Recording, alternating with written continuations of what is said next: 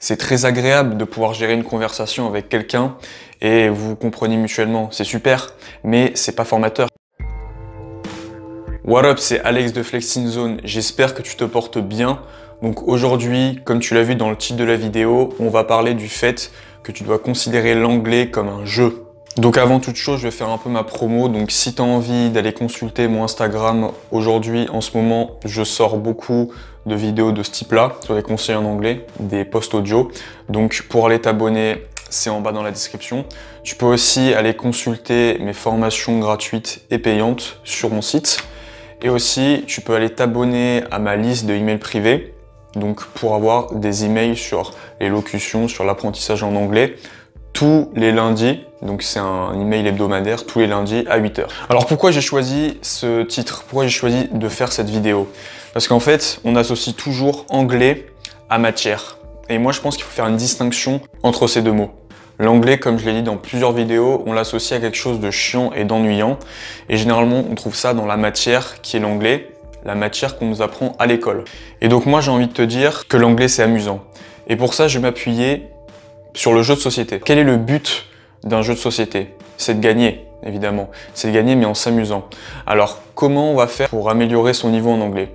Alors pour ça, il va falloir tester différentes méthodes. Différentes méthodes pour arriver premier dans un jeu de société et améliorer son niveau d'anglais. Tu peux écrire, tu peux aussi visionner des films comme font la majorité des gens sur Netflix. Tu peux également faire des roleplay, des jeux de rôle. C'est très sous-estimé, mais ça t'apporte plein d'avantages, comme d'améliorer son niveau en anglais, améliorer sa confiance en soi et surtout améliorer son élocution. La deuxième chose, c'est d'accepter de perdre. Comme dans un jeu de société, il va falloir que tu acceptes de perdre en anglais. C'est très agréable de pouvoir gérer une conversation avec quelqu'un et vous vous comprenez mutuellement. C'est super, mais c'est pas formateur. Ce qui est formateur, c'est d'être dans une situation où la personne te pose une question super sophistiquée, super compliquée ou même super longue et que tu es bloqué, tu sais pas comment tu vas te sortir de là.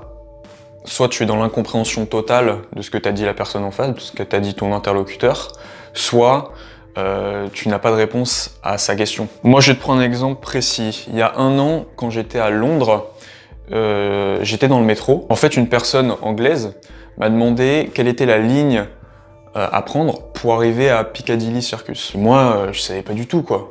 Et dans ces cas-là, il faut pas dire « No, sorry, I don't know, I don't understand ».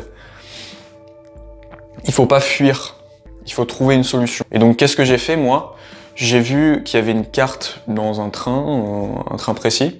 J'ai vu qu'il y avait une petite carte de métro avec les lignes pour arriver à Piccadilly. Même si je comprenais pas forcément quelle était la meilleure ligne à prendre, parce que tu sais, c'est super compliqué les lignes de métro. Et comme ça, je lui ai montré la carte.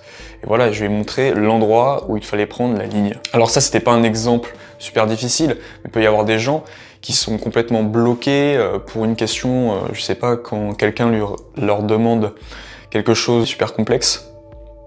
Ça peut être par exemple une question trop longue ou une question que tu ne comprends pas tout simplement. La troisième chose à comprendre, c'est qu'il faut pas se forcer. Si pour toi, l'anglais c'est quelque chose d'accessoire qui va te permettre soit d'être plus stylé ou soit ça peut être bénéfique sur ton CV, nanani nanana, mais qu'au fond de toi, t'as pas envie, t'y crois pas, t'as pas envie d'apprendre cette langue, ne le fais pas. C'est comme pour un jeu de société. On va dire, ouais, mais c'est bien parce que ça va te permettre de te cultiver, mais si ce type de langue ne te plaît pas, si tu accordes plus d'importance à d'autres langues, apprends d'autres langues. Si tu as un désir profond d'apprendre l'anglais mais que tu ne t'y retrouves pas, tu n'y arrives pas à l'école, dis-toi qu'il y a d'autres méthodes. Donc pour moi, le but de cette vidéo, c'était de montrer que l'anglais était une expérience plutôt que quelque chose d'ennuyant, une matière ennuyante qu'on t'apprend à l'école. En tout cas, si ça t'a plu, n'hésite pas à drop ton like pour faire croître la communauté, je compte sur vous. Sur ce, on se retrouve bientôt. Trust yourself!